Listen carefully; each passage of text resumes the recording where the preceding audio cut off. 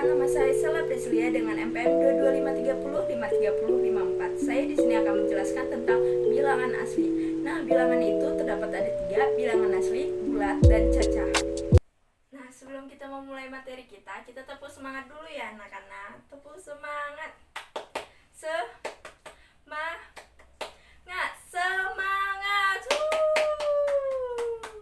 Nah, terus sekarang kita menyanyi.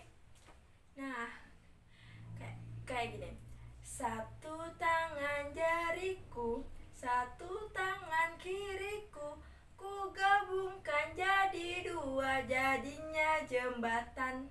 2 tangan kananku, 2 tangan kiriku, ku gabungkan jadi 4, jadinya kamera. 3 tangan jariku, 3 tangan kiriku, ku gabungkan jadi 6, jadinya menara. 4 jari kananku, 4 jari kiriku, ku gabungkan jadi 8, jadinya kelinci. 5 jari kananku, 5 jari kiriku, ku gabungkan jadi 10, jadinya tepuk tangan. Nah, sudah puas bernyanyi dan tepuk semangat. Nah, sekarang kita memasuki materi bilangan asli. Nah, sebelum kita memasuki materi bilangan asli, Ibu akan mengenalkan operasi hitung pada bilangan asli. Nah, operasi hitung pada bilangan asli itu dibagi menjadi 4, operasi penjumlahan, perkalian, pembagian, dan pengurangan. Nah, operasi penjumlahan itu ada sifat tertutup, sifat komunitatif, pertukaran, sifat asosiatif, pengelompokan, sifat identitas. Dan sama seperti dengan operasi perkalian, tapi beda dengan penjumlahan. Nah, kalau misalnya perkalian itu ada distributif penjumlahan dan distributif pengurangan. Nah, kalau misalnya pembagian itu tidak bersifat tertutup. Nah, tidak bersifat tertutup, komunitatif, asosiatif, kayak gini penjumlahan. Nah, sama juga seperti pengurangan. Dia juga tidak bersifat tutup, tidak berlaku sifat komunitatif dan asosiatif. Nah, seperti ini.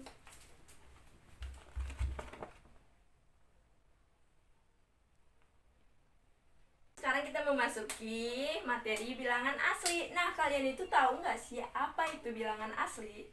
Nah, bilangan asli disebut juga dengan natural numbers. Itu dalam bahasa Inggrisnya. Nah, bilangan asli itu terdiri dari 1, 2, 3, 4, dan seterusnya. Nah, bilangan asli itu dimulai dari nomor 1. Nah, bilangan asli dapat digolongkan menurut faktornya. Jadi ada bagiannya, bilangan genap, ganjil, prima, dan faktor. Nah, bilangan asli disebut juga bilangan positif, bukan dari 0. Jadi bilangan asli itu tidak ada 0, dimulai dari angka 1. Nah, bilangan asli itu dari 1 ke kanan. Nah, 1 ke kanan ini positif. Jadi dimulainya dari 1, 2, 3, 4, 5, 6, 7, 8, 9, 10, dan seterusnya. Nah, kemudian untuk himpunan bilangan asli secara umum dinyatakan dengan himpunan A. Nah, himpunan A angkutan dengan 1, 2, 3, 4, 5, dan seterusnya. Nah, ini tuh contoh tentang tuliskan bilangan asli secara umum. Nah, Ibu akan mengasih contoh kedua, ya kan? Nah, contoh kedua itu contoh 2. Tuliskan bilangan asli himpunan kurang dari 15. Nah, anak-anak tahu nggak? Nah, ini tuh tuliskan bilangan asli himpunan kurang dari 15. Apa aja sih kalau misalnya kurang dari 15 itu? Nah, kurang dari 15 itu ada 1, 2, 3, 4, 5, 6, 7, 8, 9, 10, 11, 12, 13, 14. Apakah 15-nya juga ditulis? Nah, kan di sini soalnya adalah himpunan kurang dari 15. Nah, kalau dibilang kurang dari 15 itu 15-nya tidak ikut. Jadi sampai 14 doang. Nah, 14. Nah kan. Terus sekarang kita sekarang kita akan memasuki operasi hitung pada bilangan asli. Nah, operasi nanti ada operasi penjumlahan, operasi perkalian, operasi pembagian, dan operasi pengurangan. Nah, sekarang kita memasuki operasi penjumlahan dulu ya. Nah, operasi penjumlahan itu terdapat 4 sifat, yaitu sifat tertutup, sifat komunitatif atau pertukaran, sifat asosiatif atau pengelompokan, dan sifat identitas. Nah, sekarang anak-anak, Ibu akan menjelaskan sifat tertutup dulu. Nah, kan sifat tertutup itu adalah A ditambah B sama dengan C. Nah, himpunan bilangan asli dengan operasi penjumlahan ini berlaku beberapa sifat. Nah, seperti tadi. Nah, yang pertama adalah penjumlahan bilangan asli yang bersifat tertutup. Artinya pasti, jika ada dua bilangan asli yaitu A dan B dijumlahkan, maka hasilnya pun akan merupakan bilangan asli. Jadi C itu adalah merupakan bilangan asli, entar hasilnya. Nah, dua buah bilangan dijumlahkan hasilnya masih bilangan asli, semuanya bilangan asli. Nah, sekarang kita masuki sifat yang tertutup ya. Kita masuki contohnya biar kalian mengerti. Nah, sifat tertutup. Contohnya kan A. A itu kita bikin 4 dan B itu kita bikin 2. Jadi 4 ditambah 2. Nah, jadi C-nya berapa sih? Nah, 4 ditambah 2 itu sama dengan 6. Nah, jadi 4 anggota bilangan asli dan 2 anggota bilangan asli. Jadi maka hasilnya adalah 6, merupakan anggota himpunan bilangan asli. Nah, ini merupakan sifat tertutup. Nanti sifat-sifat ini akan digunakan lagi dalam jenis-jenis himpunan bilangan yang lain. Nah, kalau anak-anak belum jelas, boleh bertanya kok. Nah, kalau kalian mengerti, kita selanjutnya ke sifat yang kedua. Oke? Sifat yang kedua itu adalah pertukaran. Jadi itu A ditambah B sama dengan B ditambah A. Nah, ini sifat pertukaran, ya kan? Atau sifat komunitatif. Nah, jadi contohnya untuk secara umum dapat dituliskan, ya kan? Yang tadi A ditambah B sama dengan B ditambah A. Nah, Ibu akan kasih contoh ya. A-nya itu 3, B-nya itu 7. Nah, udah kan? Jadi sama dengan B tadi itu 7 plus 3. Kalau kita ditambah sini 10 sama dengan 10. Nah, jadi tempatnya ditukar dengan hasil yang sama. Jadi kalau misalnya di sebelah kiri itu sama, pasti sebelah kanan itu sama. Nah, walaupun tempatnya juga tetap ditukar-tukar atau titik letaknya, hasilnya akan tetap sama. Nah, itu namanya disebut dengan sifat komunitatif atau pertukaran. Nah, sekarang kita memasuki sifat asosiatif. Nah, sifat asosiatif. Nah ya, kita yang ketiga itu sifat asosiatif atau disebut dengan pengelompokan. Pengelompokan ya. Nah, rumusnya itu adalah buka kurung A ditambah B tutup kurung ditambah C sama dengan A ditambah B ditambah C. Nah, jika kita menghitung A plus B terlebih dahulu, maka ditambah dengan C, maka hasilnya akan tetap sama. Nah, kalau misalnya dengan kita menjumlahkan juga B plus C dulu terlebih dahulu, baru ditambah A, itu juga sifatnya hasilnya akan tetap sama. Makanya itu disebut dengan sifat asosiatif. Nah, kalau kalian bingung anak-anak, Ibu akan kasih contoh biar kalian bisa dengan mudah. Wah, ternyata itu asosiatif gitu loh ya. Nah, ibu akan bikin misalnya 9 itu A, ya kan? 9 itu A. Nah, 9 itu A plus 2 dan 2 itu B, terus ditambah 1. Nah, jadi 9 plus buka kurung 2 plus 1 ya. Nah, 9 tambah 2 itu adalah 11 ditambah 1 sama dengan 9 ditambah 3. Nah, 11 ditambah 1 itu yaitu 12. 9 ditambah 3 itu hasilnya adalah 12. Jadi walaupun misalnya A atau B dulu terlebih dahulu ditambahkan baru ditambah C, maupun B tambah C dulu terlebih dahulu dihitung baru tambah A, itu akan hasilnya tetap sama. Jadi itu merupakan sifat asosiatif atau pengelompokan. Nah, sekarang kita memasuki sifat identitas. Nah, sifat identitas yang keempat ini rumusnya adalah sifat identitas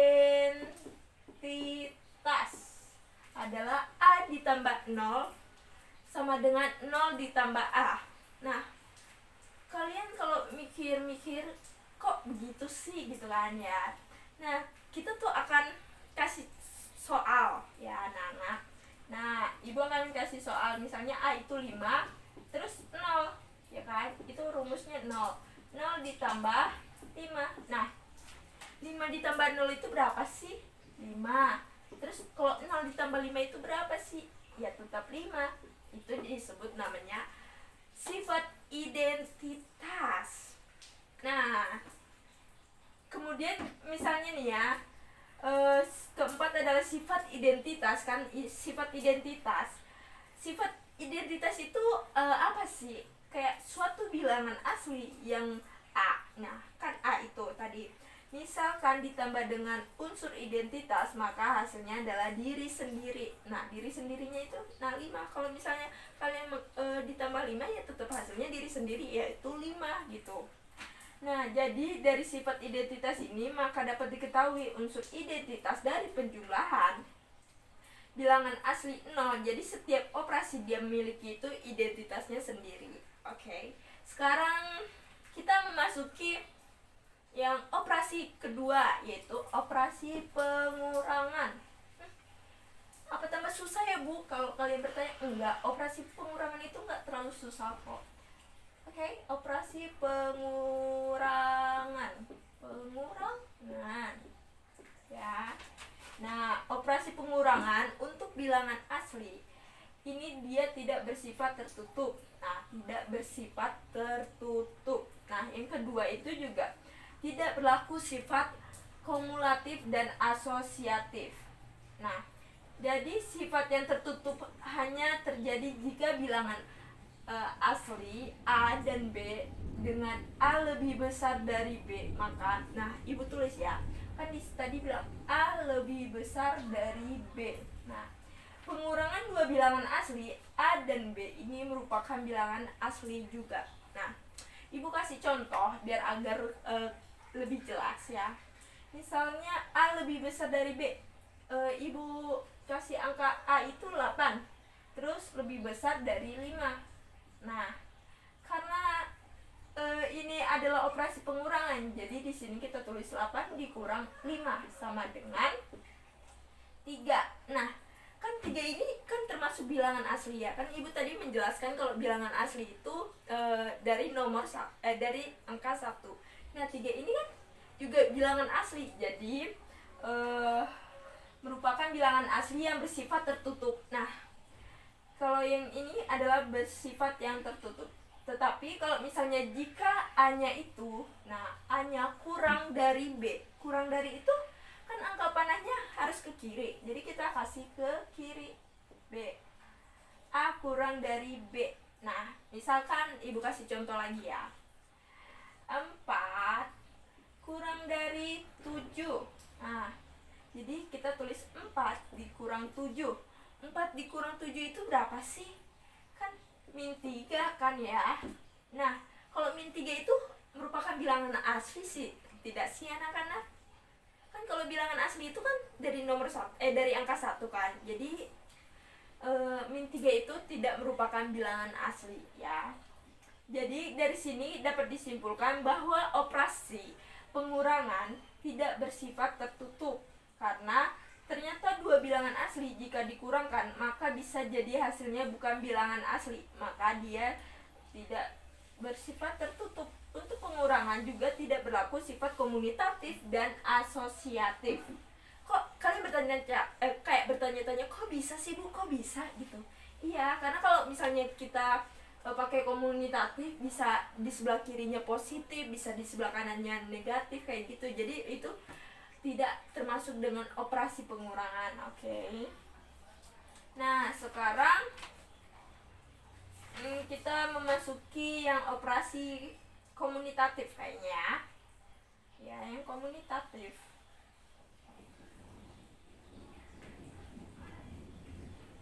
Ya, sifat komunitatif.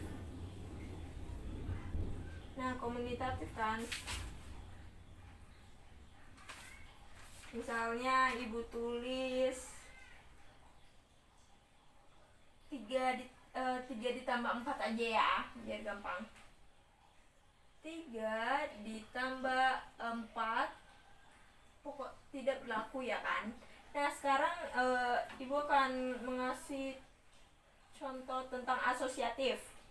Nah, misalnya asosiatif itu kan rumusnya buka kurung A ditambah B tutup kurung ditambah C sama dengan A karena min, jadi A dikurang B sama tutup kurung dikurang C sama dengan A plus min B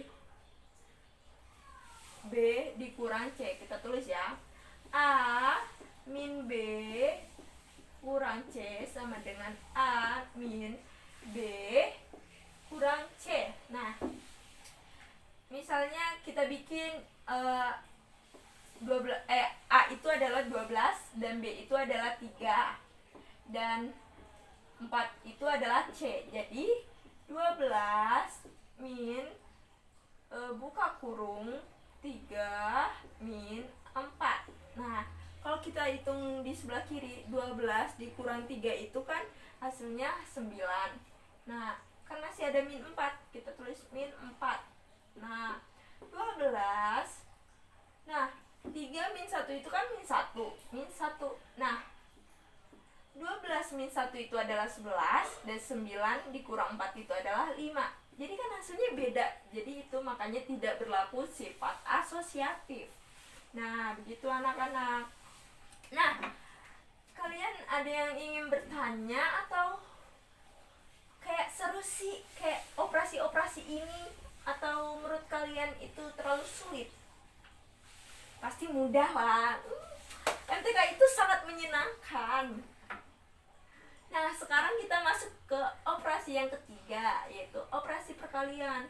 Nah, kalian pasti bisa melihat kan, kalau operasi perkalian itu kayak ibu kok banyak banget sih gitu. Iya, pasti kalau kalian pelajarin itu pasti kayak sangat gampang. Nah, kalau perkalian itu kan, kalau misalnya penjumlahan itu kan ada sifat tertutup, komunitatif, asosiatif, dan identitas. Nah, kalau perkalian itu cuma ditambah 2, ada distributif penjumlahan dan distributif pengurangan. Nah, ibu akan menjelaskan tentang distributif penjumlahan, oke? A dikali B plus C. Nah, gimana sih caranya? Pasti kalian bingung deh kan? Nah, caranya kayak gini. A dikali B, A dikali C. Nah, kita tulis rumusnya ya. A dikali B, terus abis itu ditambah A dikali C. Nah, ini hasilnya ya kan. Terus abis itu kita tulis deh. Nah, kalau kalian masih bingung, apa sih Bu, bingung deh kayak gitu kan, kayak oke, ibu kasih angka-angkanya. Kalau kalian masih bingung ya kan. Nah, misalnya 5. A itu 5 ya kan. Sini kita tulis. Ibu hapus ya, karena tidak muat papan tulisnya.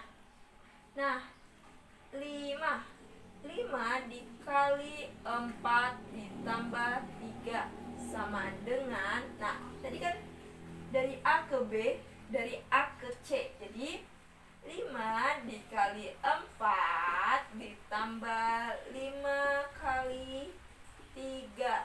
Nah, terus kita hitung nih, ini 5 kali 4 tambah 3 itu berapa? 7. Nah kan, terus habis itu 5 kali 4 itu adalah 20, plus 5 kali 3 itu adalah 15. Kalau kita jumlahkan di sebelah kiri itu 5 kali 7 adalah 35, dan sebelah kanan adalah 20 tambah 15 adalah 35. Nah, jadi operasi perkalian yang tentang distributif penjumlahan itu, walaupun sebelah kiri mau sebelah kanan, di bagaimana caranya tempat letak